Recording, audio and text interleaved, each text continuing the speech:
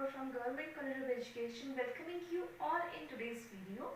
So today we are going to learn English subject, and today I am going to teach for class 8.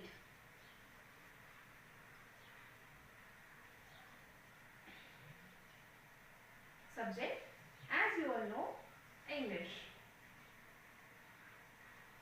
And today we are going to learn a very interesting lesson.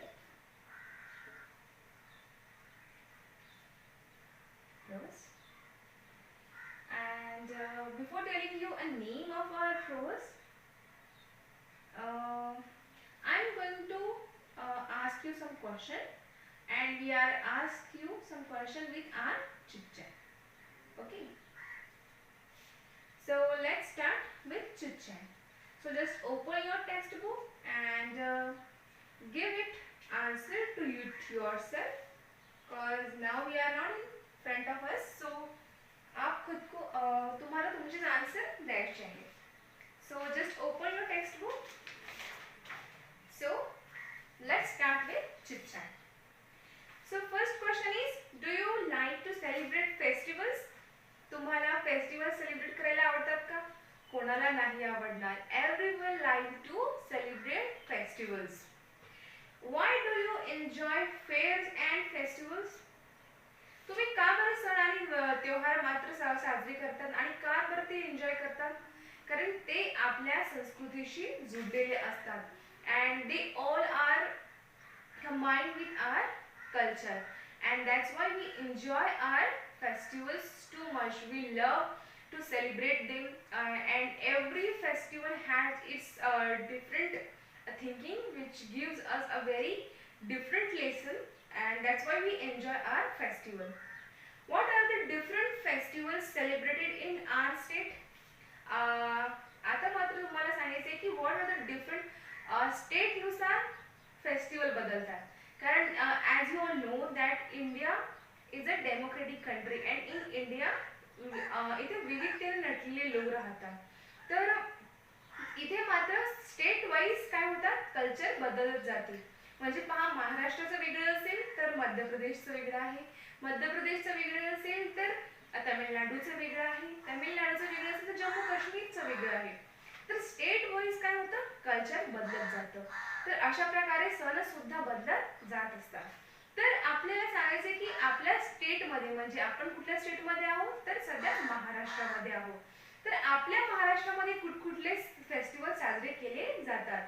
तर तुम्हाला मात्र सांगायचं आहे की like now we celebrate Makar Sankrant, Gudi Padwa, Holi, Diwali, अजून there are so many different festivals which we celebrate, and you have to write down in your notebook.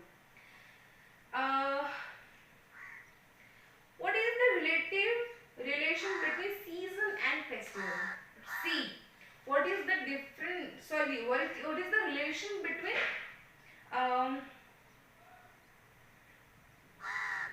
Season and festival? म्हणजे season म्हणजे जे सीझन आहे आपला, लाईक वसंत ऋतू, जे तुम्हाला माहित आहे सीझन, तर त्यांचा आणि फेस्टिवलचा काय संबंध आहे?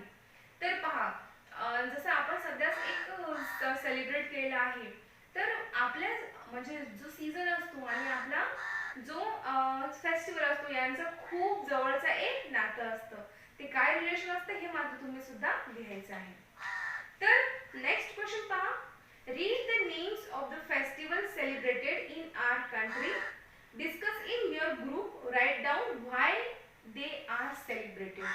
म्हणजे पहा, आपल्या in India there are so many festivals which we celebrate, but why we celebrate? म्हणजे आपण साजरे तर करतो, पण का करतो? कारण त्याच्या मागे सुद्धा एक हिस्ट्री असते, कारण ती आपल्या संस्कृतीशी जुडलेलं असतं आणि त्याची सुद्धा एक स्टोरी असते, एक हिस्ट्री असते. तर तुम्हाला हेच लिहायचं आहे की आपण का बरं ते फेस्टिवल साजरी करत असतो. फॉर एक्झाम्पल मी तुम्हाला एक एक्झाम्पल देते. फर्स्ट इथे काय आहे, तर दिवाळी.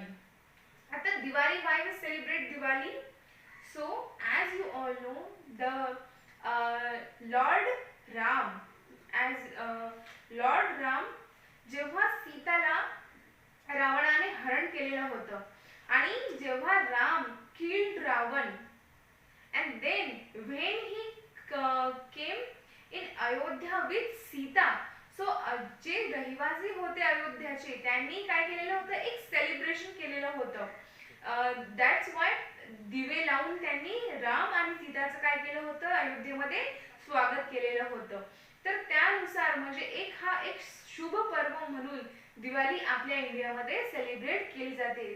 त्यांना दियो का त्योहार म्हणतात, ज्याला आपण म्हणतो ना दिव्यांचा तो प्रोग्राम असतो, एक तो सण असतो दिव्यांचा. तर अशा प्रकारे याची जी एक स्टोरी आहे. तर अशा प्रकारे तुम्हाला होली, रमजान, दशहरा, ख्रिसमस अँड मकर संक्रांती, पोंगल, तर हे आपण का बरं सेलिब्रेट करतो, तर ते तुम्हाला लिहायचं आहे. आता write down any 5 feature that are common to all festivals, all celebrations. तर तुम्हाला असं काही लिहायचं आहे, 5 feature which are common to all festival. जे 5 फेस्टिवल म्हणजे असे काही 5 कॉमन म्हणजे म्हणजे सीझन फेस्टिवल कुठलाही असो, परंतु हे मात्र त्या प्रत्येक फेस्टिवल मध्ये असतं. तर ते काय आहे, तर like music, dance, these are the common feature, आणि उर्वरित 3 मात्र तुम्हाला लिहायचे आहेत. तर आता तुम्हाला तर यावरून थोडं कळलेलंच असेल की मी तुम्हाला सगळ्यात जास्तीत जास्त इन्फॉर्मेशन कशाबद्दल दिलेली आहे, तर फेस्टिवल्स रिलेटेड. तर आज आपण पाहणार आहोत फेस्टिवल, बट कुठचे, तर festival of north east India. Festivals of north east India.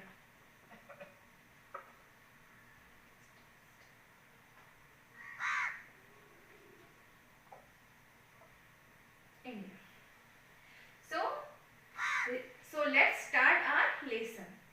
Read about how different festivals are celebrated in the northeastern state of India. तर आज आपण नॉर्थ ईस्ट इंडिया मध्ये जे स्टेट आहेत त्याबद्दल आज आपण इन्फॉर्मेशन पाहणार आहोत या लेसन मध्ये, आणि कुठकुठले फेस्टिवल्स त्या स्टेट मध्ये साजरे केले जातात, तर हे सुद्धा आपण आज या लेसन मध्ये पाहणार आहोत. So let's start. The northeast region of India, consisting of 7 states, is a place of diverse culture. Diverse means of great variety, म्हणजे वैविध्यतेने पूर्ण असलेलं कल्चर आहे. कुठलं, तर नॉर्थ ईस्ट इंडिया मधलं. The different communities and tribes celebrate their unique festival with great enthusiasm and joy. पहा, the different communities and tribes, म्हणजे जसं तुम्हाला माहिती आहे की ट्राईब्स असतात म्हणजे छोटे छोटे काय असतात, तिथे लोकांचे एक हे असतात, म्हणजे ट्राईब्स म्हणजे ते एक असे असतात की म्हणजे लोक जे छोटे छोटे वस्ती करून राहतात, छोटे छोटे जमाती असतात, ते तर छोटे छोटे जमाती असतात आणि कम्युनिटीज असतात. तर हे काय करतात, आपापले फेस्टिवल साजरे करत असतात विथ देअर युनिक म्हणजे युनिक म्हणजे एक वेगळं आगळं वेगळं जे म्हणतो ना आपण, युनिक म्हणजे एकदम नाविन्यपूर्ण, म्हणजे त्यात काहीतरी नवीन असतं ते. विथ फेस्टिवल विथ ग्रेट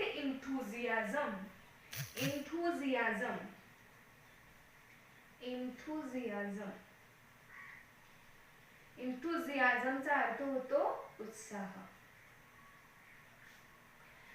म्हणजे celebrate their unique festival with a great enthusiasm and joy, म्हणजे अगदी उत्साहाने आणि आनंदाने ते आपले छोट्या छोट्या जमातीमध्ये जे 7 स्टेट मध्ये राहतात किंवा तिथले जे लोक असतात ते आपले अतिशय उत्साहाने आणि आनंदाने आपले फेस्टिवल साजरे करत असतात.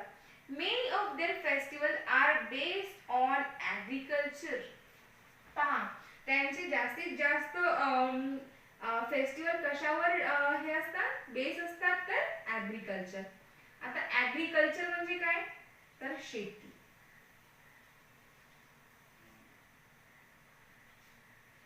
तर त्यांचे जे जास्तीत जास्त हे असतात ना फेस्टिवल, हे ॲग्रिकल्चर म्हणजे शेतीवर बेस असतात. And has no celebration is complete without the traditional music and dance. तुम्हाला माहिती आहे की कुठलंही सेलिब्रेशन हे विदाउट ट्रेडिशनल म्युझिक म्हणजे जे पारंपरिक संगीत आणि पारंपरिक नृत्य असतं त्याच्याशिवाय हे कम्प्लीट होऊ शकत नाही.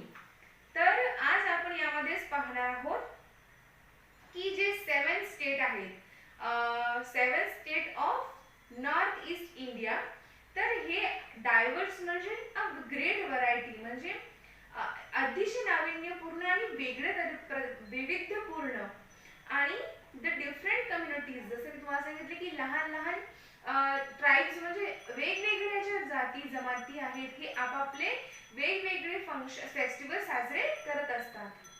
And many of their festival are based on agriculture. त्यांचे जास्तीत जास्त कशावर अवलंबून असतात तर ॲग्रिकल्चरवर असतात. And no celebration is complete without the traditional music and dance. कुठलंही फेस्टिवल मी तुम्हाला सांगितले की पारंपरिक नृत्य आणि संगीताशिवाय कम्प्लीट होऊ शकत नाही.